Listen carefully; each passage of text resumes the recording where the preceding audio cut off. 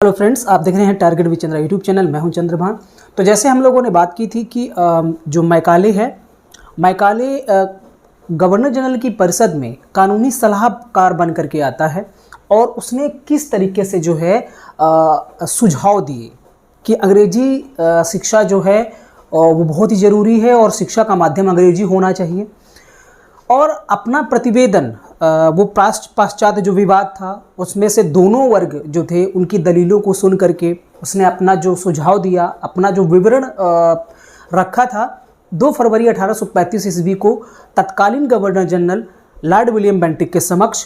तो Lord William Bentinck जो है इसकी बातों से बहुत ही सहमत हुए, बहुत ही प्रभावित हुए, क्योंकि भले ही मैकाले ने भारतीयों के प्रति जो उसका इरादा था वो नेक नहीं था, भारतीय साहित्य के बारे में उसका इरादा नेक नहीं था, उसके मन में कुछ और ही चल रहा था। लेकिन चूंकि विद्वान था और उसने तर्क से ये साबित कर दिया, उसके तर्क ऐसे थे जिससे कि विलियम बेंटिक बहुत ही प्रभावित हुआ। और आनन फानन में जो है विलियम बेंटिक ने क्या किया, लॉर्ड विलियम बेंटिक ने 7 मार्च 1835 ईस्वी को एक शिक्षा नीति, ब्रिटिश भारत के लिए एक शिक्षा नीति जारी की। उसी को हम लोग पढ़ने वाले हैं, जिसे विलियम बेंटिक का प्रस्ताव या शिक्षा नीति 1835 बोलते हैं। तो क्या क्या बातें हैं उस शिक्षा नीति में, कौन कौन सी बातों पर फोकस किया गया है विलियम बेंटिक के द्वारा, उन सभी बातों की चर्चा हम यहाँ पर करने वाले हैं। तो आइए शुरू करते हैं। जैसे कि विलियम बेंटिक का जो प्रस्ताव था, जो शिक्षा नीति 1835 थी, उसमें पहला पॉइंट क्या रखा गया कि शिक्षा के लिए जो निर्धारित धनराशि है उसका सर्वोत्कृष्ट प्रयोग केवल अंग्रेजी शिक्षा के लिए ही किया जा सकेगा। तो जब मैकाले ने अंग्रेजी शिक्षा पर बल दिया, अंग्रेजी माध्यम की शिक्षा पर बल दिया, तो उसी विवरण पत्र के अनुसार ही लॉर्ड विलियम बेंटिक ने भी डिसीजन लिया और उसने अपनी शिक्षा नीति में कहा कि जो धनराशि 1 लाख रुपए की थी उसका प्रयोग जो है सिर्फ अंग्रेजी शिक्षा के लिए ही किया जा सकेगा। राइट। दूसरी जो बात है, इसने कहा कि संस्कृत, अरबी और फारसी की शिक्षण संस्थाओं को बंद नहीं किया जाएगा। उनके शिक्षकों के वेतन और छात्रों की जो छात्रवृत्तियां हैं के लिए जो आर्थिक अनुदान है वो यथावत जारी रहेगा। तो इनको आर्थिक अनुदान और शिक्षकों को वेतन, जो अरबी, फारसी, संस्कृत अर्थात जो प्राच्य साहित्य के लोग हैं, शिक्षक हैं और जो छात्र हैं, उनको अनुदान और वेतन जो है यथावत जारी रहेगा। इस शिक्षा नीति में उसने इसकी भी बात की। अगला पॉइंट क्या था कि भविष्य में प्राच्य साहित्य के मुद्रण और प्रकाशन पर क्या होगा, कोई व्यय नहीं किया जाएगा। किसी भी प्रकार का कोई खर्च जो है वो प्राच्य साहित्य के मुद्रण और प्रकाशन के लिए नहीं किया जाएगा। अर्थात जो हमारी प्राचीन सभ्यता, जो हमारा भारतीयों का जो साहित्य है, उन साहित्य के जो बुक्स हैं उनका मुद्रण प्रकाशन नहीं किया जाएगा, उस पर कोई भी किसी प्रकार का खर्च नहीं किया जाएगा। तो एक तरीके से कहा जाए कि ये जो है भारतीय संस्कृति से ही लोगों को दूर करना चाहते थे। अगला पॉइंट है लास्ट की मद 3, और मद 3 का मतलब ये, जो भविष्य में प्राच्य साहित्य के मुद्रण और प्रकाशन पर कोई व्यय नहीं किया जाएगा, तो इससे जो पैसा बचेगा वो धनराशि को अंग्रेजी भाषा, अंग्रेजी साहित्य और पाश्चात्य ज्ञान विज्ञान की शिक्षा पर खर्च किया जाएगा। ये 4 पॉइंट जो हैं विलियम बेंटिक के प्रस्ताव में शिक्षा नीति 1835 में रखे गए थे। इन बातों को लागू किया गया था। अब बात यह है कि लॉर्ड मैकाले के विवरण पत्र और विलियम बेंटिक की जो शिक्षा नीति 1835 के परिणाम हैं वो क्या निकलते हैं। तो उसके परिणाम में 2 मुख्य बातें हैं कि भारत में अंग्रेजी माध्यम की जो अंग्रेजी शिक्षा प्रणाली थी उसकी शुरुआत होती है, और दूसरा पॉइंट है कि विद्यालयी पाठचर्या में प्राच्य भाषा और साहित्यों और ज्ञान विज्ञान के स्थान पर अब पाश्चात्य भाषा, अंग्रेजी और ज्ञान विज्ञान की को महत्व दिया गया, स्थान दिया गया। अर्थात प्राच्य साहित्य ज्ञान विज्ञान को इग्नोर करके और पाश्चात्य साहित्य और ज्ञान विज्ञान को वरीयता दी गई। और ये इसके प्रस्ताव से 2 चीज़ें निकल करके स्पष्ट होती हैं। आगे हम बात करेंगे कि जो मैकाले था, मैकाले के विवरण पत्र की कुछ अच्छाइयाँ भी थी। वो भारतीय परिप्रेक्ष्य में क्या अच्छाइयाँ थी भारतीयों के हित में, वैसे भारतीयों के हित में इसके विवरण की जो हैं गुण विशेषताएं ज़्यादा अच्छी नहीं थी, अच्छाइयाँ कुछ खास थी नहीं, कमियाँ बहुत ढेर सारी थी। हाँ, ये जरूर है कि इस विवरण पत्र का जो दूरगामी प्रभाव होता है, भारतीयों के लिए दूरगामी जो हित होता है वो काफ़ी महत्वपूर्ण रहता है। उसकी भी बात हम लोग आगे करने वाले हैं। तो पहले बात करते हैं मैकाले के विवरण पत्र की अच्छाइयों की। तो जैसे पहली बात है कि प्राच्य पाश्चात्य विवाद के विषय में इसने तर्कपूर्ण निर्णय दिया। भले ही इसका इरादा नेक नहीं था, भले ही ये भारत में अंग्रेजी साहित्य और भाषा को पूरी तरह से लागू करना चाहता था, लेकिन कहीं ना कहीं जो विवाद चल रहा था उस विवाद का कोई एक तर्कपूर्ण जो हल है इसके द्वारा दिया गया। तो इस तरीके से ये कह सकते हैं कि ये किसकी अच्छाई थी कि जो विवाद था उसका कोई ना कोई तो निष्कर्ष इसने निकाल करके दिया। अगला पॉइंट है कि पाश्चात्य भाषा साहित्य ज्ञान विज्ञान की वकालत। पाश्चात्य भाषा और साहित्य ज्ञान विज्ञान की इसने वकालत की। तो एक तरीके से कह सकते हैं कि भारत में जो पाश्चात्य साहित्य है, अंग्रेजी भाषा जो है, ज्ञान विज्ञान है, उसकी शुरुआत भारत में देखने को मिलती है। तो कहीं ना कहीं भारतीयों के हित में भी ये बात जाती है। आगे जो अगला पॉइंट है कि प्रगतिशील शिक्षा की वकालत।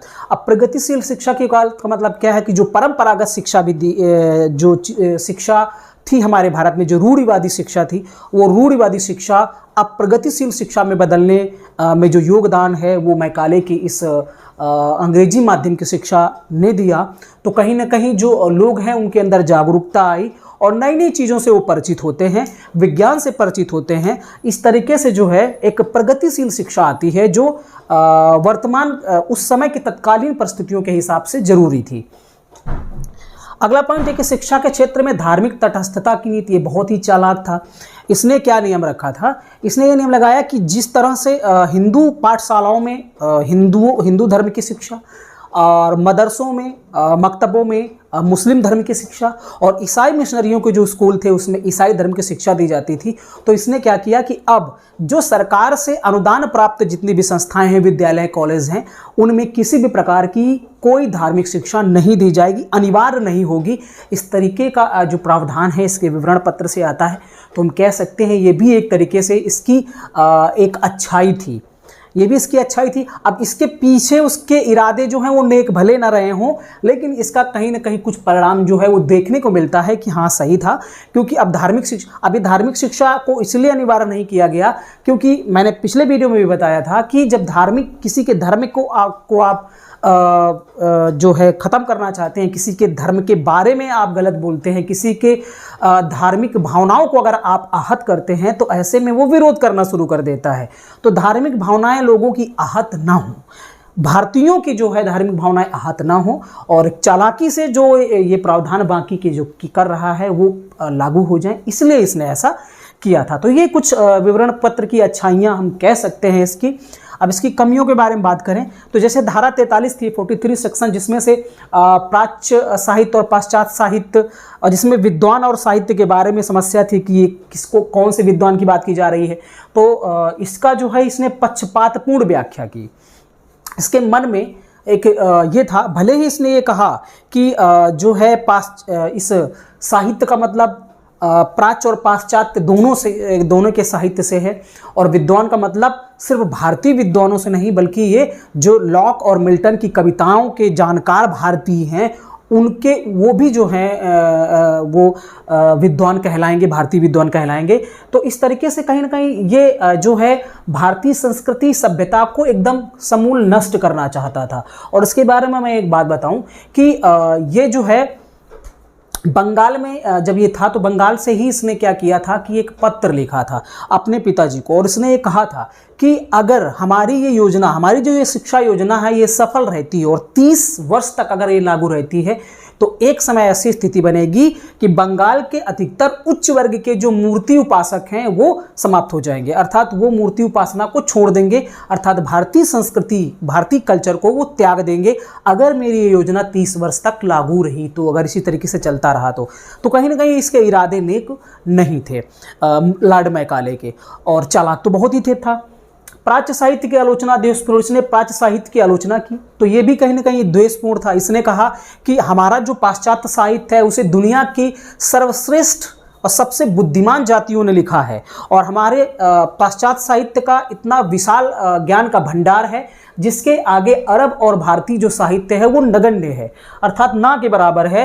तो एक तरीके से ये भारतीय संस्कृति, सभ्यता, भारतीय साहित्य को ख़त्म करना चाहता था और पूरी तरीके से पाश्चात्य संस्कृति को देश में लागू करना चाहता था। और ताकि जो है, इसका विचार ये भी था कि ऐसे में क्या होगा कि हमारे तरह के जो लोग, हमारे तरह का मतलब जो जन्म से तो भले ही भारतीय हों लेकिन आदर्श आचार विचारों से वो पूरी तरीके से जो हैं वो अंग्रेज हों, ताकि ये हमारे लिए आगे काम कर पाएंगे और इनके माध्यम से हम यहाँ पर शासन कर पाएंगे।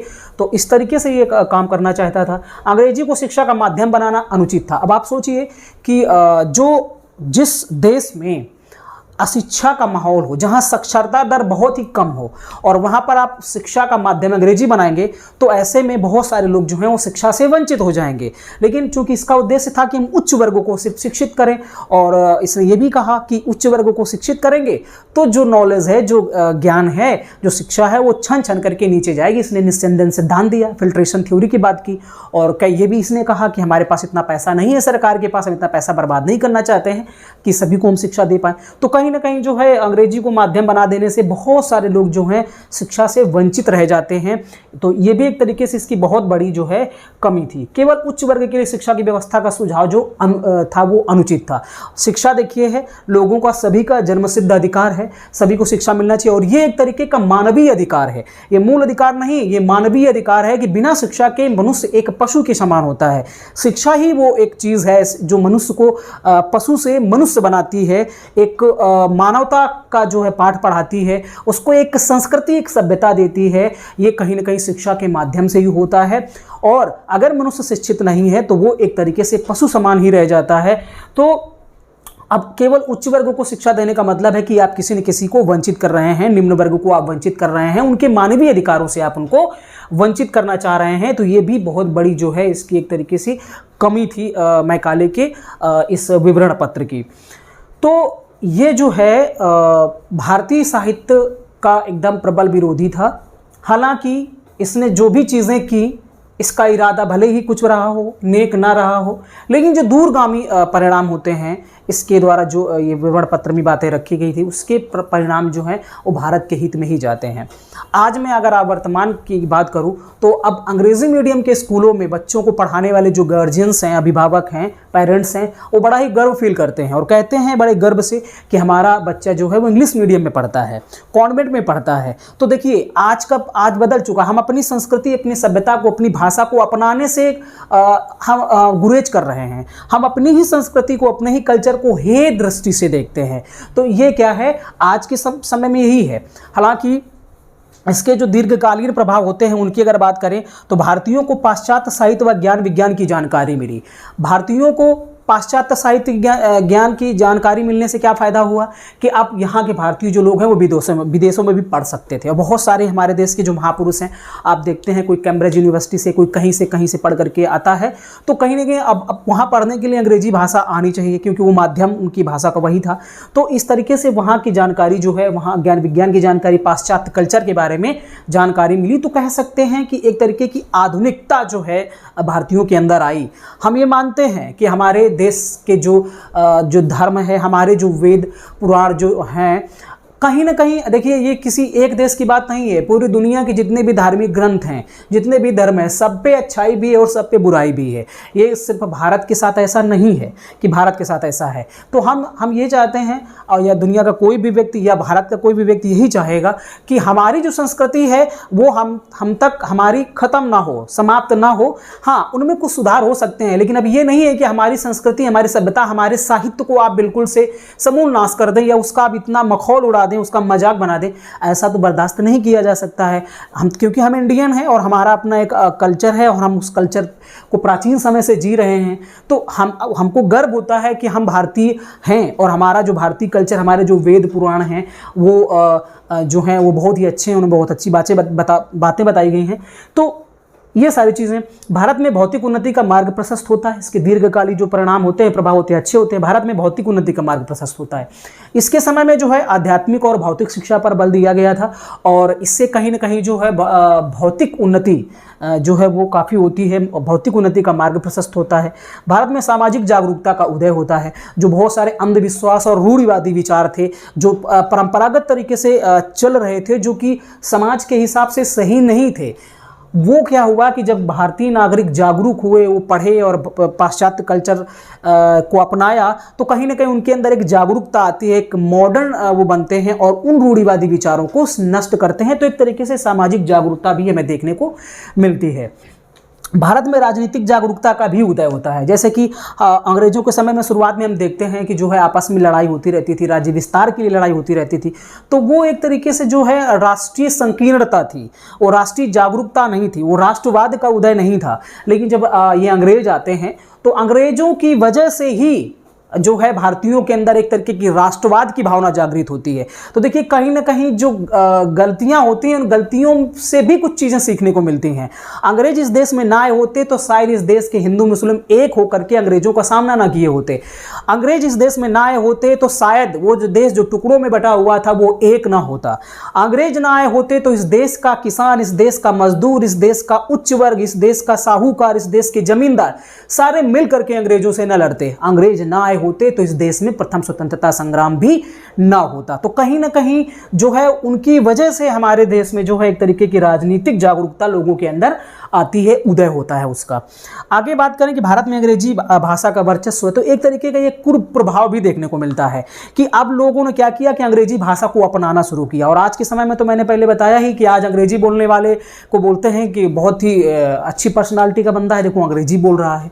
अंग्रेजी बोलने भर से आप एक अलग ही प्रभाव छोड़ सकते हैं, एक अलग ही प्रभाव आपको देखने को मिलता है। तो ये चीज़ें हो रही हैं, हालांकि ऐसा नहीं होना चाहिए। हम देखिए कहीं से भी सीखना अच्छी बात है, हम कहीं से कुछ भी ले सकते हैं, अपना सकते हैं, लेकिन हम अपनी संस्कृति को छोड़ नहीं सकते हैं, हम अपनी सभ्यता को छोड़ नहीं सकते हैं। हमारी संस्कृति, हमारी सभ्यता को हम पर गर्व होना चाहिए, हमें गर्व होना चाहिए उस पर।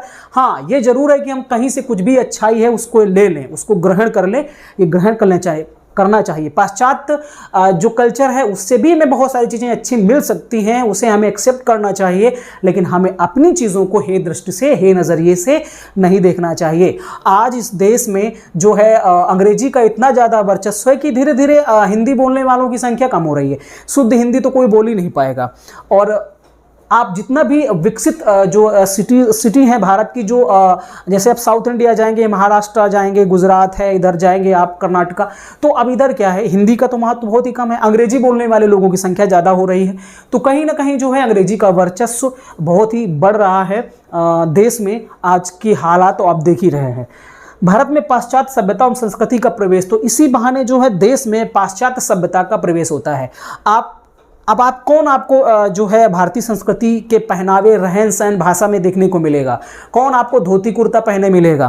कौन आपको भारतीय खान पान करते देखते मिलेगा? ज़्यादातर जो आप देख रहे हैं चाइनीज़ फूड लोग खाते हैं, फास्ट फूड खाते हैं। आज जो भारतीय खान पान है, भारतीय रहन सहन है, भारतीय जो साहित्य है, उससे लोग दूर जा रहे हैं धीरे धीरे। तो ये कहीं ना कहीं, भले ही उस दौरान मैकाले के इरादे नेक नहीं थे, लेकिन जैसा उसने सोचा था वो आज बिल्कुल अपने यहाँ बिना लागू किए ही लागू हो गया है।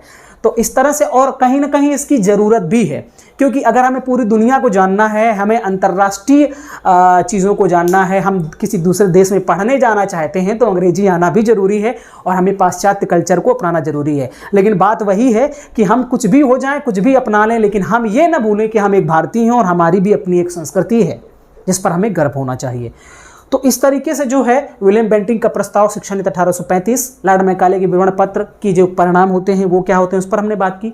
मैकाले के विवरण पत्र की अच्छाइयाँ और उसकी जो कमियां थी उस पर हमने बात की। और विवरण पत्र का जो दीर्घकालीन प्रभाव होता है, आने वाले समय में क्या उसका प्रभाव होता है, उस पर भी हमने चर्चा की। नेक्स्ट आगे हम बात करेंगे कि इसके बाद जो है एडम आता है, एडम की रिपोर्ट आती है, और फिर ऑकलैंड आता है जिसने क्या किया था, इस प्राच्य पाश्चात्य साहित्य का पूरी तरीके से जो है हल कर दिया था, उसको समाप्त कर दिया था इस विवाद को। तो फिर नेक्स्ट वीडियो में मिलते हैं। वीडियो देखने के लिए आपका बहुत बहुत धन्यवाद। नमस्कार।